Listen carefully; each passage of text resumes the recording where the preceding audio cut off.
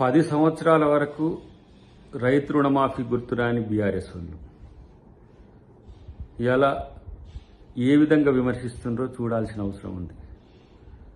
రైతు బంధు పేరు మీద గుట్టలకు పుట్టలకు మట్టికి రియల్ ఎస్టేట్ వెంచర్లకు ఫిల్మ్ సిటీలకు అన్నిటికీ ఇచ్చి దాదాపు 20,000 కోట్ల పైచిలకు అప్పనంగా ప్రజాధనాన్ని దుర్వినియోగం చేయడమే కాకుండా ఈరోజు విమర్శిస్తున్న తీరు చూస్తే నవ్వు వస్తున్నది. ఒకటే సంవత్సరంలో ఇన్ని రకాల మేళ్లు చేసిన ప్రభుత్వం కాంగ్రెస్ ప్రభుత్వం.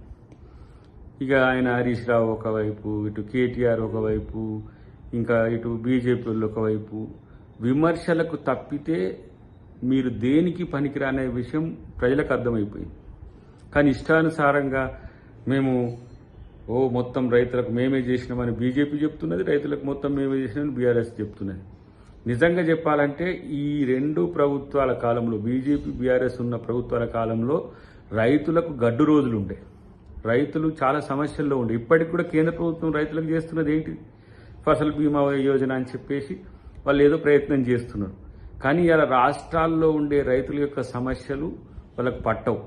రైతులు ఇలా ఢిల్లీలో నడి రోడ్డు మీద ధర్నా చేస్తుంటే వాళ్ళని ఏ విధంగా చెదరగొట్టాలని విషవాయు ప్రయోగాలు చేస్తున్న పరిస్థితి అలా బీజేపీ ప్రభుత్వాన్ని.